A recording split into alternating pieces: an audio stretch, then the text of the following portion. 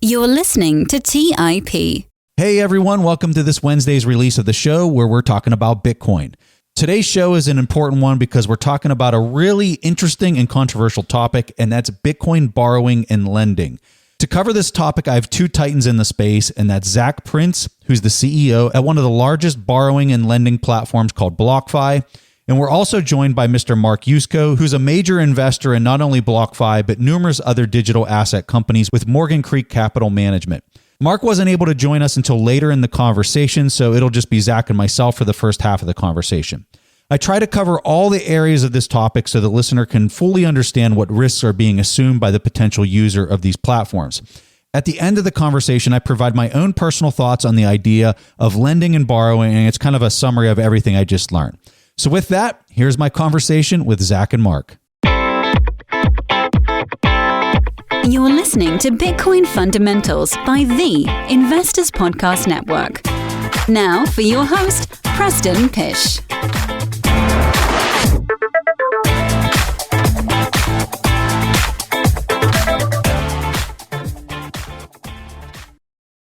All right, so here we are with Zac Prince and Mark Yusko. Zac, Mark, welcome to the show. Thanks so much for having me, Preston. I was telling you before we started recording, I've been a fan of the show since before you started talking about Bitcoin, almost every episode, it feels like. And I like the show even more now, but I'm really happy to be here because I've been a fan for a while. So thanks for having me. I'm humbled and honored that you'd say that, Zac.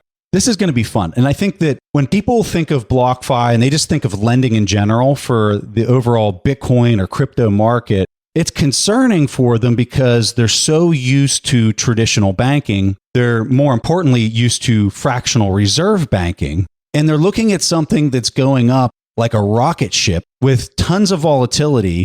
And they're used to markets that settle maybe like we just saw with GameStop. They're used to stock certificates that are settling in 2-day periods of time, right? And so if you're accustomed to that environment and you're stepping into something that's very volatile, going up in a major way, you're saying, well, that has to be insanely risky as the mindset. So what I want to do is walk through, because I think once people fully understand what's taking place, it's going to just kind of warp perspective as to how risk is managed and where risk has really kind of migrated from that old system to the new system. So let's walk the dog on a simple scenario. Let's say I have one Bitcoin and I go to BlockFi and I deposit it at BlockFi and I start collecting interest. And for one Bitcoin, I would collect 6% interest.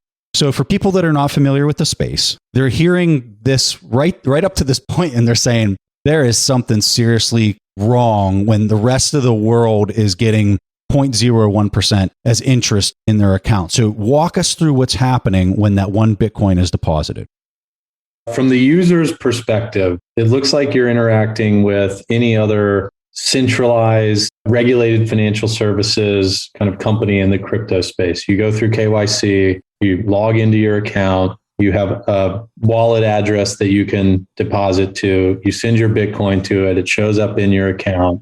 And the day after your Bitcoin hits BlockFi, we've got this little accrued interest field in your portfolio overview page. And you start to see interest accruing there. And you can hold not only Bitcoin, but also a couple of other cryptocurrencies, multiple stable coins, which are one-to-one interchangeable with dollars in a bank account, and Pax Gold on our platform. And for all of it, they work the same way. So Bitcoin is a 6% base rate. Stable coins are 8.6%. And the front end of this, it's like the fintech apps that you're used to using. Behind the scenes, there's a lot of stuff that goes on to enable what's happening on the front end. And I want to get, you tweeted about having me on and asking what people wanted to talk about. And the number one thing was, how does the risk work? How do I know this is safe? And I want to go really deep on all of those things. I think it would be valuable maybe for some folks who don't know about BlockFi yet, if I give just a few minutes on the history of how we got here. The first product we launched wasn't come earn interest on your Bitcoin, which is now our most popular product by far. So first off, my background, I always wanted to work in the financial services industry, but I graduated in May of 2009. It was a tough time to be looking for jobs in finance.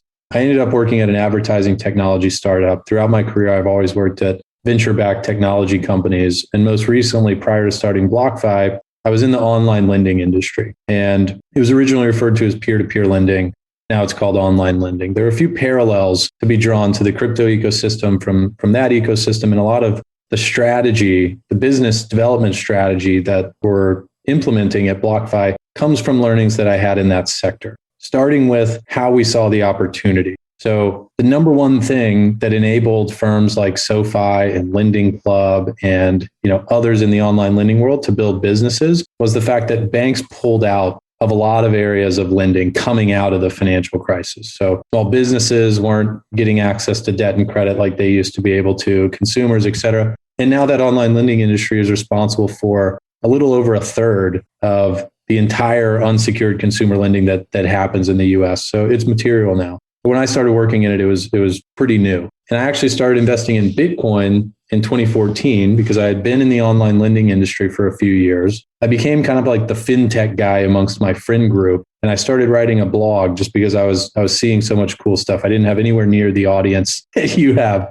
Maybe 10 people, mainly my friends and family, read this thing. But I was writing about fintech, and I was writing about robo-advisors and investing in commercial real estate, all the things you could do, online lending. And I learned about Bitcoin. And what really struck me about it initially was that a lot of what happens in fintech is just kind of a new wrapper on top of something that's existed for a long time in the traditional financial system. Or, you have to use a bank to do part of it, or you've just put a mobile app on something that used to not have a mobile app. And I learned about Bitcoin, and I was like, this is not only a brand new asset, but it's also built on top of a brand new network that enables you to move something that, call it an asset or value or money, whatever you want to call it, around the world with no intermediary, 24/7, completely digital, completely global by design. And I thought that was insane. Awesome. I just started buying some and slowly and steadily went down the rabbit hole. And in early 2017, I had started going to meetups in New York City because my wife got tired of me talking about cryptocurrency with her. She didn't want me to talk about it with her. And she gave me like Tuesday nights every week or something. And I started going to these meetups, and the meetups started with just like a couple folks in a random hole in the wall bar in Union Square. And they shifted and they, started happening at big law firm offices in Midtown. And it went from 10 people at the meetup to 400 people at the meetup. And it felt like things were really starting to happen. And I knew that banks weren't going to be active in this space anytime soon. Because I'd seen, I had a lot of experience working with banks in the online lending sector, and they weren't going to be around anytime soon. So I thought, okay, I have to get involved in this full time. I couldn't, there's nothing I believe in more than what's starting to happen in this ecosystem. And the original idea for Blockfi was to build debt and credit markets for the crypto asset class. From that starting point, we always knew that we wanted to build not just a monoline lending business. So one of the learnings from the online lending industry is that if you can pick what company you want to emulate, you would much rather emulate someone like SoFi versus someone like Lending Club. And why is that? Well, Lending Club really was just a one-trick pony, unsecured consumer loans. SoFi, on the other hand, started with student loans to Ivy League graduates. And they said, we're going to refi the student loans of everyone that graduated from an Ivy League school, because right now they're all priced the same by the federal government, and Ivy League school graduates should get cheaper loans because they're a better risk. But then they expanded and offer their student loans more broadly. And then they moved into other products to add more value for their clients, mortgages, wealth management. Now they do quite a few things, and they're going public with a Chamath SPAC. So the first product that we started with in 2018 was US dollar loans for folks that held Bitcoin and other cryptocurrencies, but didn't want to sell it. We were the first company to get lending licenses across the US from states to make loans to individuals secured by their Bitcoin. And we were the first company to raise institutional capital to support that type of lending. And from that starting point, we just listened to the market, knowing that our priority was to diversify our product suite in a way that adds more value for our clients. And we got to where we are today. So a lot of these things kind of happened incrementally over time. And I think that's important to understand in terms of how our risk management system works. With that backdrop, if you don't have any questions, I can start talking about how does this risk management system work and what are the things that we're doing to generate the attractive yields that folks who hold assets at Blockfi are receiving. I love the background, and I think that it adds to the overall story of especially when you start talking about how the legacy system really wasn't going to change unless it had to change. What we're about to describe, people's eyeballs are going to be pop open as they hear this. So let's describe the one BTC that was deposited on Blockfi. What happens after it gets there? So after that Bitcoin gets deposited at Blockfi, it is commingled with other assets at Blockfi with one of our custodians. Today, Blockfi works with 3 custodians. Gemini is our primary custody platform, but we also custody with Fidelity and BitGo. The reason for that is that we decided early on that we wanted to build a debt and credit business, or financial services business, not a new custodian that was going to safely hold private keys. So we just decided to work with the best folks in the market. And we picked them based on their operating history, whether they've been through audits or not, how much insurance they have. So that's the starting point. From that point, these assets are available to be utilized in different types of lending activities. And these different types of lending activities are what generate the yield that we're offering to our clients at Blockfi. Fundamentally,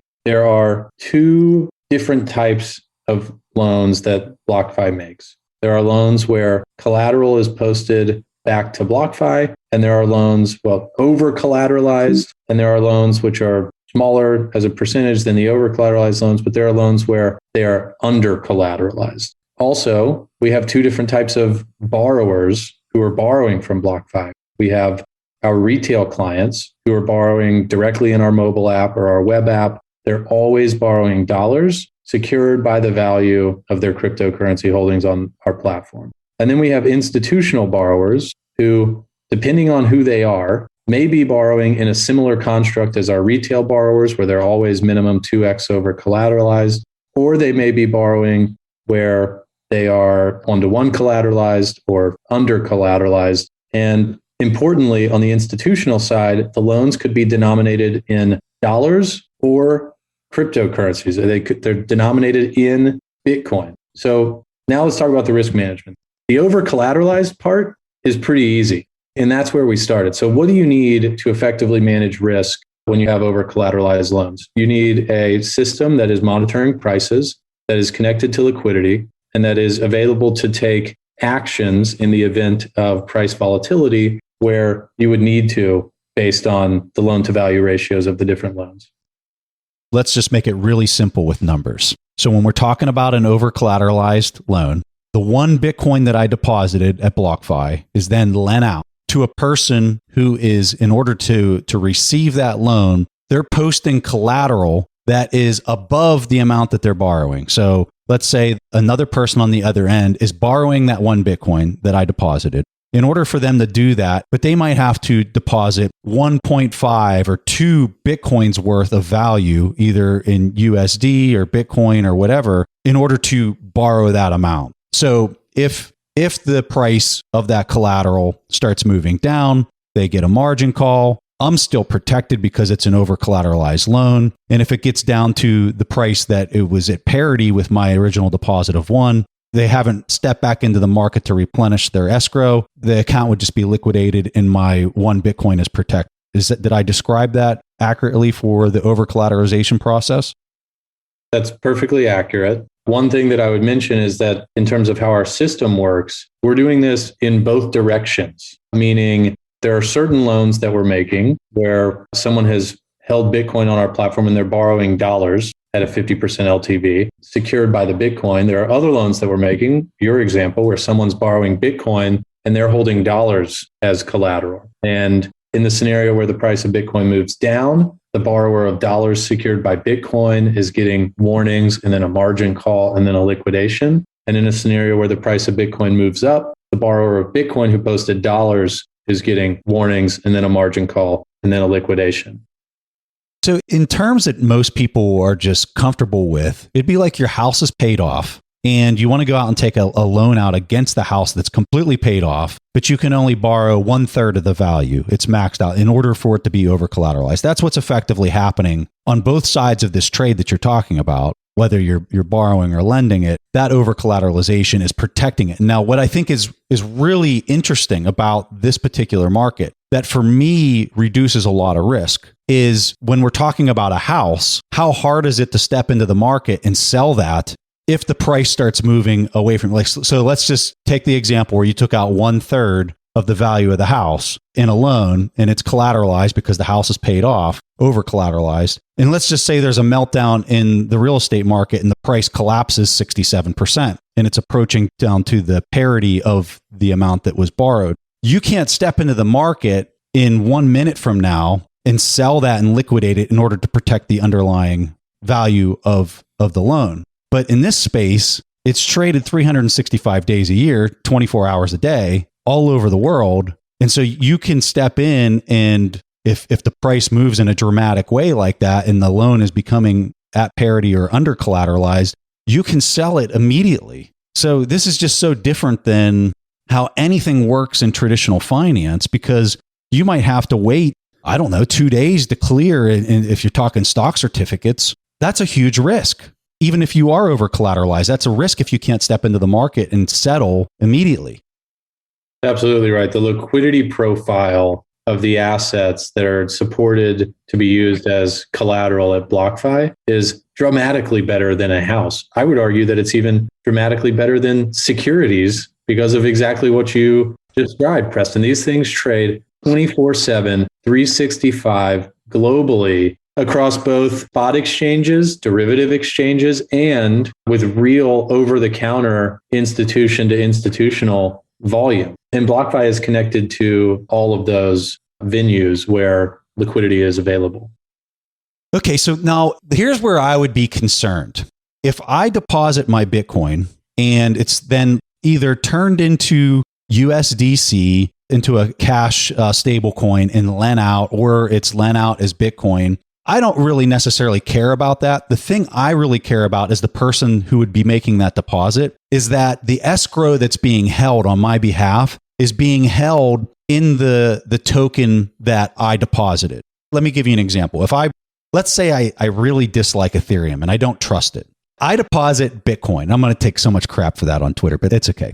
I deposit Bitcoin, and let's say Blockfi is holding Ethereum in escrow for me. And then let's just say that there's a major issue with that escrow or with that protocol that moves in a very dramatic way that we haven't maybe seen or we might not expect. I would be very upset as a person who's deposited Bitcoin that my escrow is not being held in the thing that I deposited. So how do you guys think through that particular? Because it's almost like a CDO, like your black box that I can't see into, and how you guys are managing this could be viewed as a CDO-like risk to a person like me who's looking at that and trying to account for that risk. So how do you guys think through that problem? First off, one thing that we're not doing in any scenario is taking a Bitcoin denominated liability, which is what that deposit from you, Preston, or any other client into a Blockfi interest account is on our balance sheet, and saying, let's convert this Bitcoin denominated liability into another asset. And hopefully something we do with that other asset is going to generate a return that'll keep up with Bitcoin. And then we'll convert it back into Bitcoin and everything will work out just fine. So the assets and the liabilities match in terms of the currency that's being placed into the Blockfi accounts. So when Bitcoin's coming in, we're making a Bitcoin denominated loan to a borrower. As a general rule, we don't accept cryptocurrency as collateral for a Bitcoin denominated loan. We accept things like dollars, which could be either dollars in a bank account or stable coins. We also accept euros. We accept things like shares of the Grayscale Bitcoin Trust as collateral. We accept things like equity value in a Fidelity digital assets account. There was an announcement that at the end of last year, we were the first lender that was integrated into the FDAS environment as a third party, providing financing to folks who are buying and selling the assets that are supported on that platform. But we're not taking Dogecoin or even Ethereum as collateral for a Bitcoin denominated loan today. And those assets and liabilities are always 100% matched throughout all of our activities.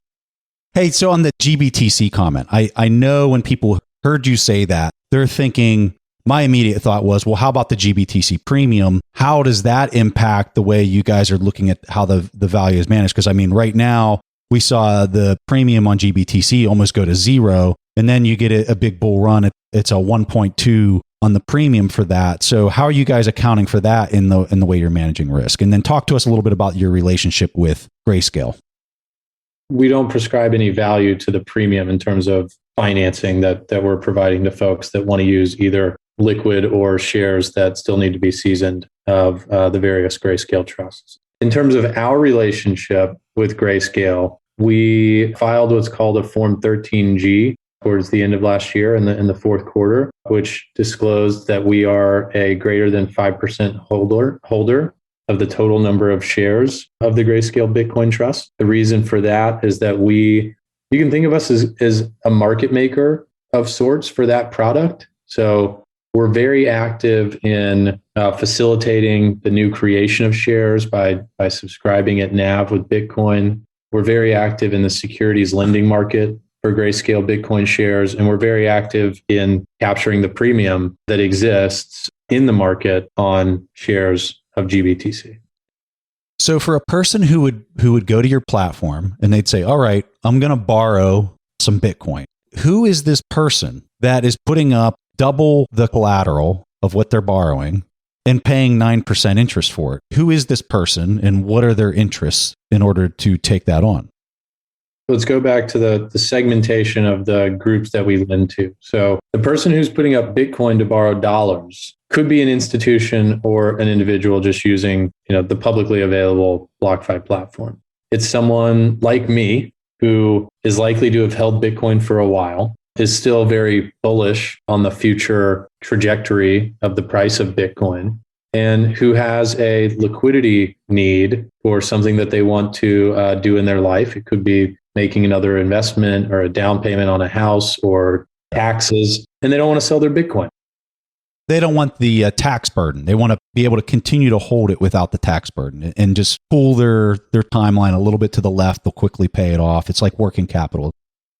Absolutely. If your cost basis on Bitcoin is really low, and let's say half of the position is a gain, or more than half of the position is a gain, paying 25 to 50% in taxes on a large part of your Bitcoin holding is a very expensive way to finance something. A 9% annual interest rate on a loan that you may only even use short term for a month or two or 3 or 6 pales in comparison to that tax cost, not to mention the fact that you've sold some of your Bitcoin, whereas when you get a loan, you're not selling that Bitcoin. You still have that long Bitcoin position and you benefit from any price appreciation that may occur. And then lastly, note that if you are using the proceeds of the loan to make another investment, our tax code is very favorable to debt financing. And generally, depending on your personal tax situation, not tax advice, of course, but generally you're able to deduct the cost of that interest under what's called the investment interest expense deduction. We never lend Bitcoin to individual or retail borrowers. It's not something you can do on our platform where you're also earning interest on your Bitcoin and also able to buy and sell it. Institutions are the only folks who can borrow Bitcoin from us. And what types of institutions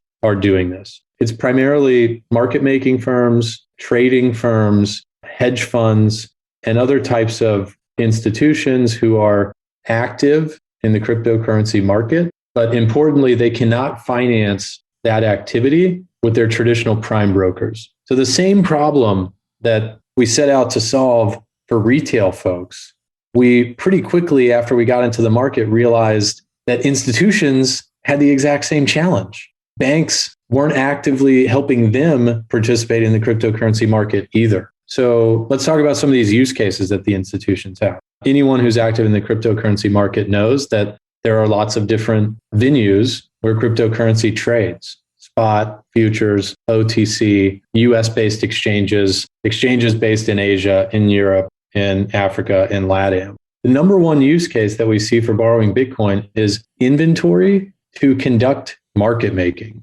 So Susquehanna, who's also an equity investor in Blockfi, is a very well-known market making firm, and they fit the profile of a very common type of Bitcoin borrower from BlockFi. Traditional financial institution, cryptocurrency is less than 5% of their business. And they have a very long track record of operating incredibly profitably through lots of market cycles, lots of volatility, lots of major market events, way better than banks, by the way, from a credit risk perspective. Actually, they make more money when things get volatile and markets are moving around, not less. So what do? It's really simple. They buy Bitcoin over here for 99.95 cents, and they sell it over here for 1.002. And they just do that all day. It's a service that they're providing to the market at the end of the day. The service is they're providing liquidity into the market, and they get paid by capturing those small spreads. They're doing this simultaneously from their vantage point, it's practically risk-free minus their ability to control the technical aspects of it. Since they're going long and going short and capturing that spread by being a market maker, it's very risk-free for them to be participating in this. Now, the spread that you just said sounds to me like it was that the margin there is actually way bigger than what you just said. Are they capturing pretty fat margins? Because every time I talk to Plan B or I look at his posts that he's doing, he's saying that these margins, the spread between going long and going short, are massive relative to anything else in financial markets right now.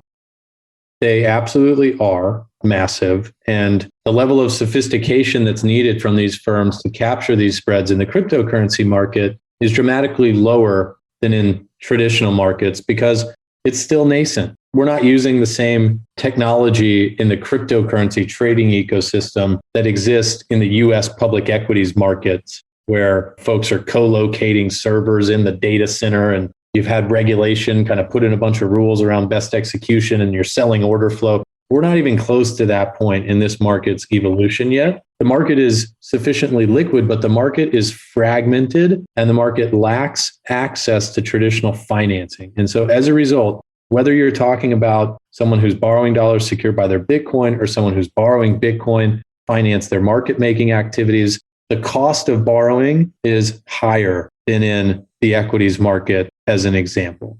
And this doesn't just show up in market making for, the Bitcoin spot price.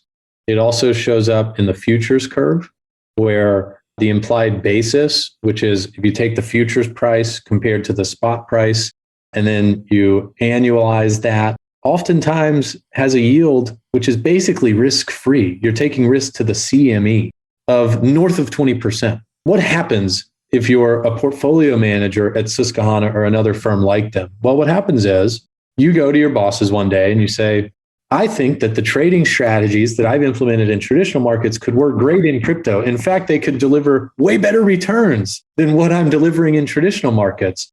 And your bosses say, that's great. Go do it. Here's 10 million bucks.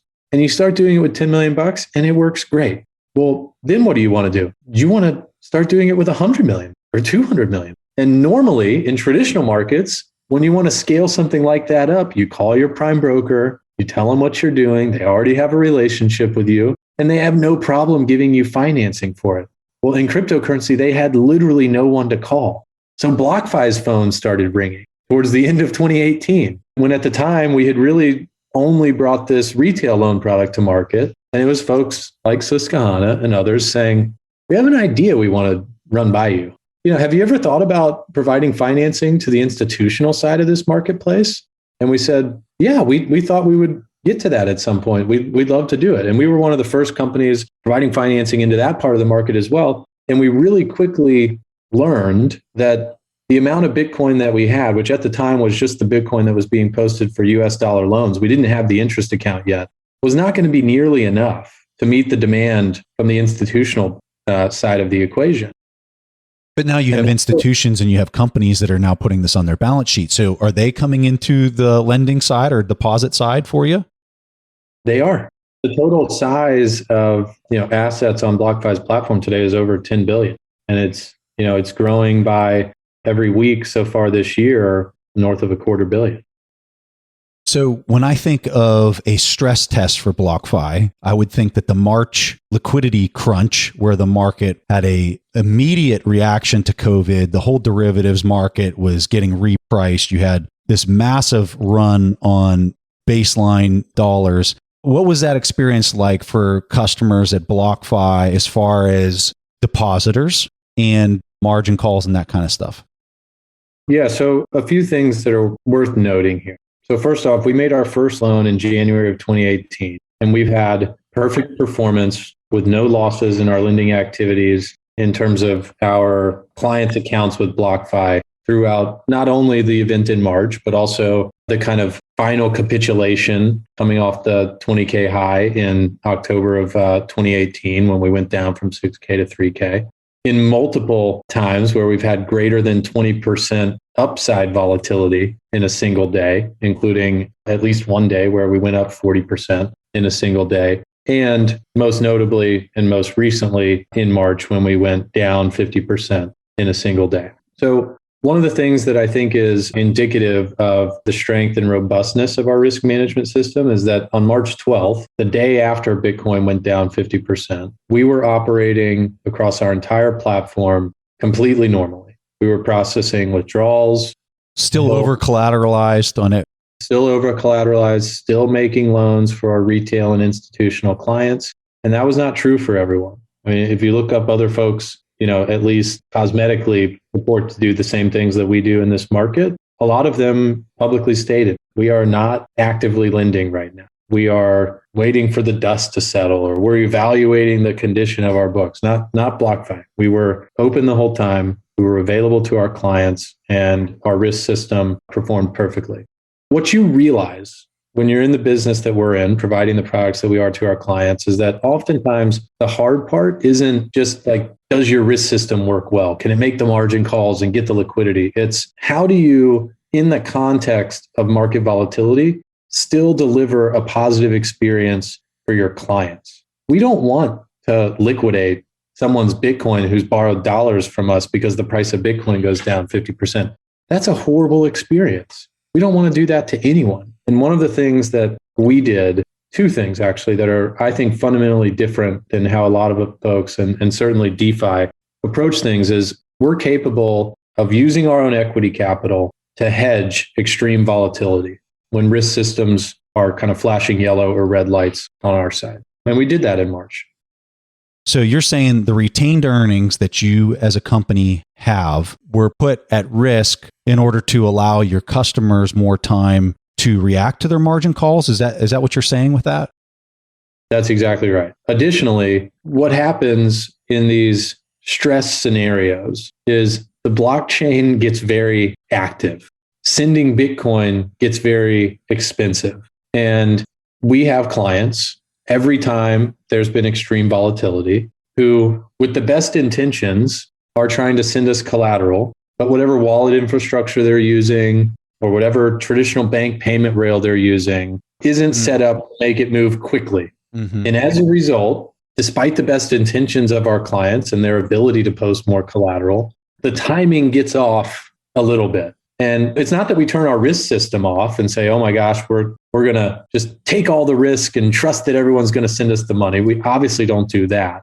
But we absolutely do, on days like March 12th, listen to our clients. And if they've sent us collateral that arrived 12 hours after we liquidated part or all of their position, we do the right thing to the best of our abilities.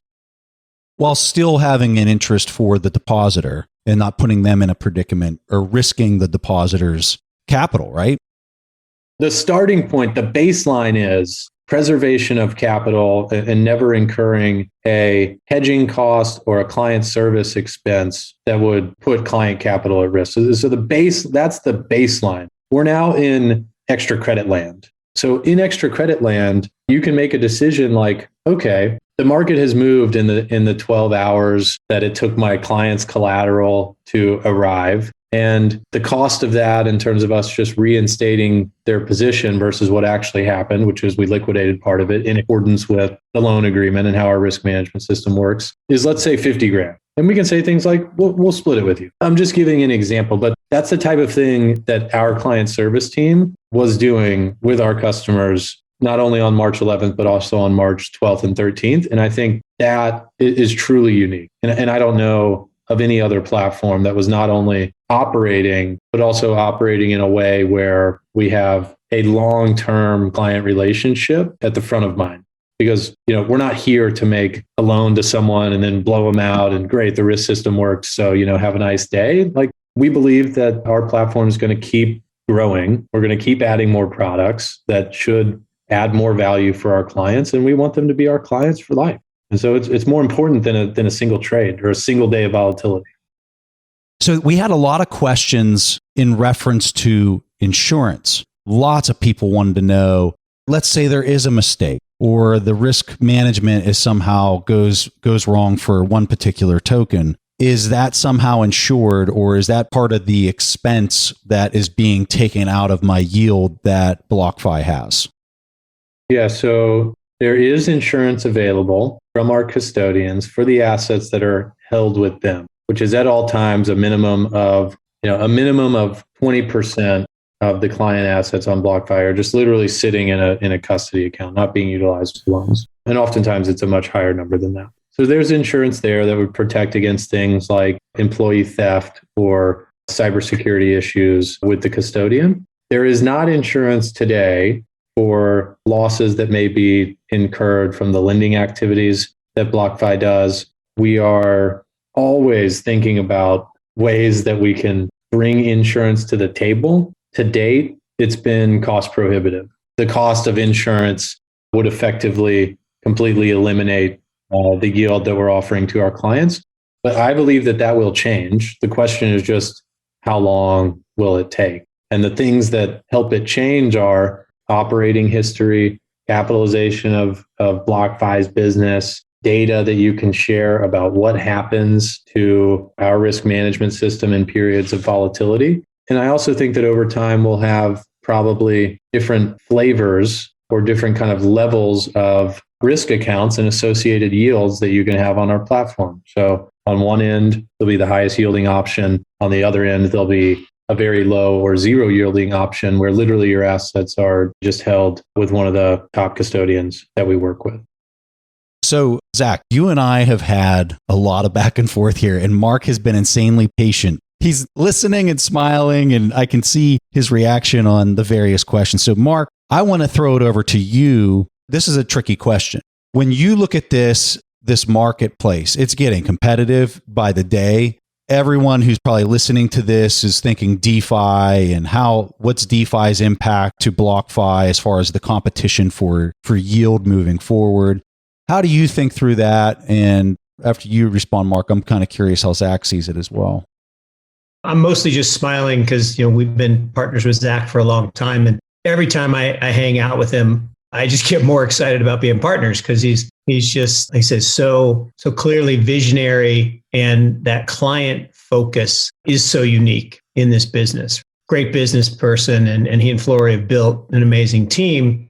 But more importantly, they built an amazing customer-centric business. And the way I see it is the ecosystem is going to evolve, and there'll be lots of other systems that pop up, but in the same manner as how the traditional financial services ecosystem evolved. And at the core of that are the banks. And I say it all the time. I probably say it 5-6 times a day. I say it's called Blockfi for a reason. And what they do is essentially banking services for digital assets. Don't call them a bank. They're blockchain financial. They're a financial services company utilizing this wave of technology around blockchain and Bitcoin and crypto to provide essential services as we all transition from the analog to the electronic to ultimately the digital financial ecosystem that's ahead. And at the root of it, no matter what other systems come up,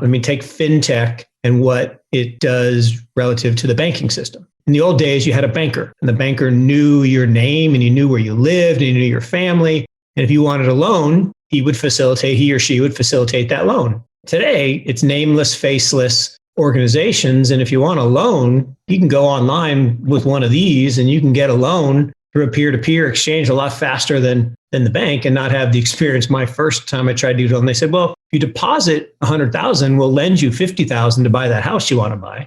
I had 100,000, I wouldn't need to borrow the money for the house. But I think that importantly, there'll be some number of institutions, and I think Blockfi is one of them, that will be the core of the digital financial system, and the other systems, including DeFi, will evolve around that. But I don't see them as negative at all. I see them as complementary to one another, with the core and then these satellite services, same way that investment banks built up around commercial banks. And then you've got financial services firms, and then you've got the whole fintech industry around that. So it sounds like you look at CeFi, which is the centralized finance that we're talking about here, being more accommodative to institutions, where the DeFi might actually be more towards retailers or individuals that are willing to take on more responsibility in order to capture more yield. Would you characterize that as accurate? I think that's a piece of it. And I think part of why do any of us use a services organization in anything we do, right? I mean, there are plenty of things we can do ourselves. I could hold my Bitcoin, but there are personal security risks, there's implementation risks, there are all kinds of risks. And so having a service, a business where I can deposit those assets and have somebody take care of custody and safekeeping could make sense to me, and I'm willing to pay for that. So I do think CeFi and just the automation of functions that have historically been people-centric, legacy system-centric. Why does it take 3 days or 2 days to settle a common stock transaction when I can settle it at Blockfi instantaneously? Zac, would you characterize the risk of a person putting their money in Blockfi to being akin or being almost the same level of risk of a person just having their money on an exchange because it's a key management risk? Or is there more risk that doesn't meet the eye with Blockfi? I think it depends on the exchange. I think it's certainly in the same ballpark. And there are probably quite a few exchanges where I would categorize it as more risky to hold your assets there versus Blockfi. And there are exchanges where I would categorize it as less risky because they're not offering the same service that we are, where there is, even though it's very small, but there is an incremental layer of risk because of the lending that we're doing to generate the yield. So I would say it's both, but from a user experience perspective, the same kind of value that Mark was alluding to around just making it super easy or enabling me to send money to and from this account and my bank, or get paid for referring a friend to it, like know who I am, and if I lose my password, help me recover it safely. Like there's a lot of things that a centralized financial services company can do that add a lot of value for people like me. I tried the hardware wallet thing and I didn't sleep well at night. Not because I don't love the idea of it, not because I don't believe that it's one of the unique and incredible characteristics of Bitcoin that gives it value, but just because I lose my car keys once a quarter. It's not my style or personality to want to keep track of a large amount of money. You had mentioned early on when we were talking about that there's a portion of the funds that you manage that are under collateralized. I'm curious what that would be kind of as a percentage of the overall funds, and then why are some of them under collateralized? As a percentage of the overall funds, I don't know the exact number today. It's well south of 50%, maybe even south of 20%. Why is that? Well, certain institutions who borrow from Blockfi are go back to that example with Susquehanna. I started trading with 10 million. It worked out great. Now I want to do it with 100. Their return improves if part of that 100 million that they're making markets with is debt, not equity. Their equity has a pretty high hurdle rate in terms of the return that they want to generate on it. And so for the same reason, folks finance all types of investments, whether it's real estate or other investments, market making firms like to finance their activities. And Blockfi, in our institutional services team, which primarily comes from prime brokerage backgrounds, are familiar with and comfortable underwriting the credit risk of these firms. And as a result, it's more valuable for them if we can get comfortable taking some amount of credit risk and not always requiring over-collateralization. And we're capable of assessing that risk. Not for everyone. Not a lot of people pass the credit risk assessment threshold. Less than 50 firms ever have passed it. That's how it works. As a person on the retail side that's thinking about my deposit, my immediate thought went to that could be managed by a corporate governance structure at Blockfi in order to separate institutional under-collateralization from retail over-collateralization, and then have a parent company above that that would separate from a legal structure, it would remove that risk from your retail depositors and borrowers. Is that something that you have in place from a corporate governance standpoint, or is that something that you are thinking about doing in the future? What we have right now, I think, is better than that, which is every penny of Blockfi equity sits junior to our clients' assets in our capital stack, meaning like structurally, we wouldn't be passing through $1 of loss to our clients unless our equity was wiped out. And our equity is north of $500 million today. And one of the big constraints that goes into what portion of the lending that takes place is allowed to be credit, or how much credit exposure could we take to any one counterparty, are based on things like the size of Blockfi's equity that stands behind it. This is my last question for both of you guys. When I think about the price action that I kind of expect in the coming 6 months to year, and I think about everything that we just discussed, it makes me think that interest rates are going to go higher for people that are depositing their funds. What are your thoughts on that? And what do you see as the primary driver for those interest rates, or the amount that you're paying out to depositors?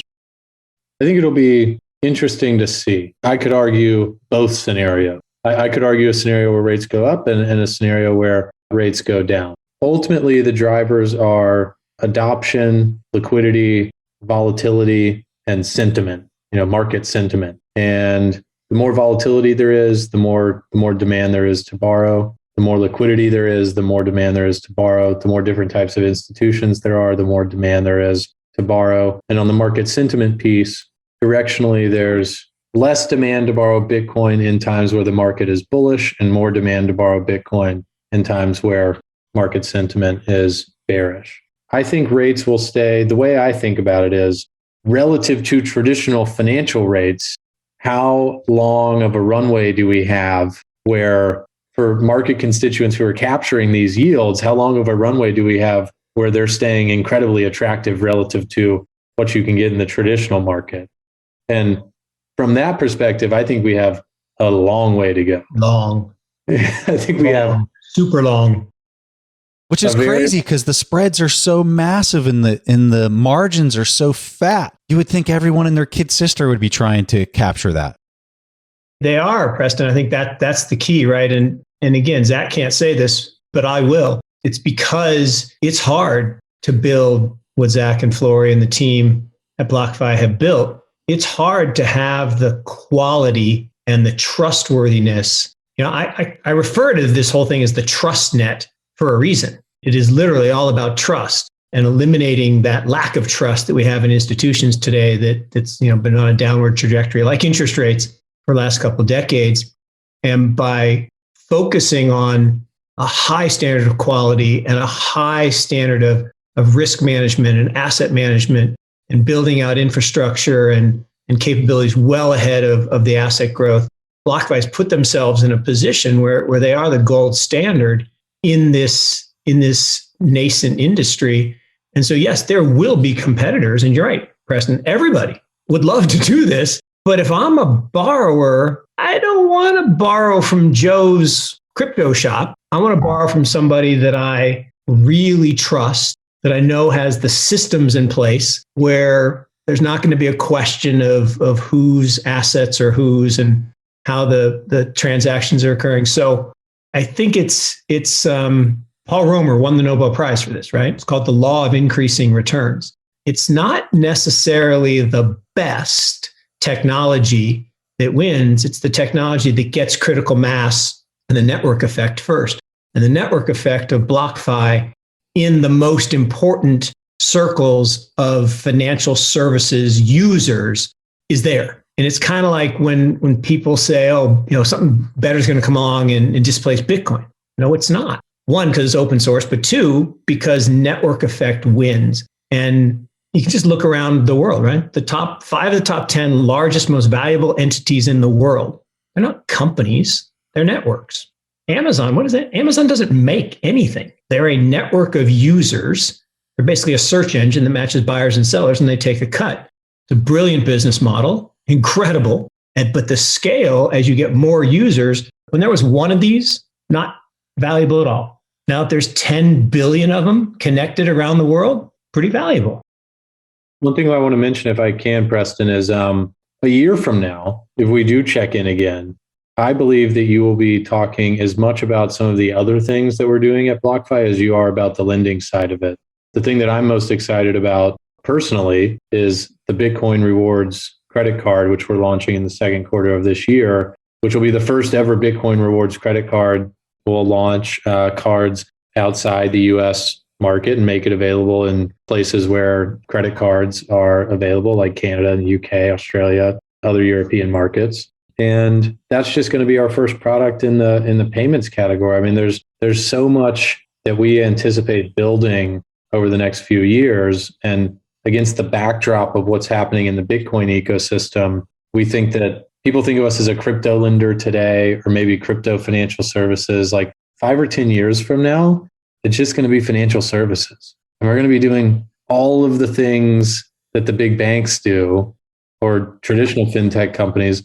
We're just going to be doing them better, faster, cheaper for consumers than they're able to. So on that note, do you see, because we've got these stable coins, you have a gold token that's backed by physical gold in a vault. I'm curious, when are we going to start to see the major ETFs or major stocks, call it Apple, Amazon, that's tokenized, that's held in some central entity's treasury, and things like that start to become available on the platform as well? That one's probably going to take some time. You know, the regulatory regime that is the toughest to crack in a lot of ways is the SEC. And, you know, folks have tried in different ways to, you know, make US equities available in markets that aren't as under the purview of US regulators. And it's really, really challenging. Even though you're a custodian of the underlying, it's not like I'm not talking about launching a new token like sushi or something like that doesn't have any backing to it. I'm talking about something that a person would be taking stock certificates and they would be holding it almost like a USDC or your Gemini coin, the US dollar Gemini coin. Why isn't that happening with stock certificates? Because I don't see it as an equity issuance. I see it as somebody just managing collateral for something. That's a good question. And we have not started working on that yet, so I don't know the specifics of why it hasn't happened. I would guess that there's some nuance in the regulation that makes it really, really hard, or else it would already be here. But I would also guess that someone's working on it. And here's the reason why, Zach. So I look at it as like my hurdle rate these days is the NASDAQ. If I can outperform the NASDAQ, I'm not looking at like measuring, my unit of account is not the dollar anymore. My unit of account is the NASDAQ. Can I beat that? If I was going to have that as one of my tokens that I could convert into as almost like my form of a dollar, I mean, with the printing that's happening, it's just going to keep nominally, it's just going to keep driving everything up, right? If we're just going to print 5 trillion here and 5 trillion there, it's going to make equities keep going up. I couldn't agree more with you. I think about my personal investments the exact same way. And the question for me is whether tokenizing the equities will happen, or if we'll just have to become a traditional broker-dealer and enable folks like yourself to also buy QQQ in your Blockfi account. The question is just which way does that end up happening, not whether it happens in my mind. I just don't want it to have to clear 2 days to clear the certificate. Digital's coming. It will come. But, you know, the cool thing, and not to put too much pressure on you, Zach, but most people don't know that, you know, Visa was started by Bank of America. And they had basically the majority of customers in Sacramento, California. And they had this idea, follow Diners Club. And so that, you know, I think is the analogy works with Blockfi at the center of this digital financial services revolution, and to Zach's point, really expanding all of the tools for us as users of financial services. So pretty exciting. this is some exciting stuff. So I want to thank both of you, Zac, Mark, for taking time to chat. Can you guys give everyone a handoff? I think they all know your location to find you, Zac, but go ahead and give people a handoff where they can do some more research and learn more about you. Yeah, happy to. So the company's website is blockfi.com, blockfi.com. I think we're one of the only companies in crypto that has a phone number that you can call during normal business hours and talk to someone in the US who loves BlockFi and understands how everything works on our platform and also loves crypto. So click on the contact us and give us a ring or an email if you want. I'm very active on Twitter. My DMs are open. My handle is BlockFiZac, Z-A-C.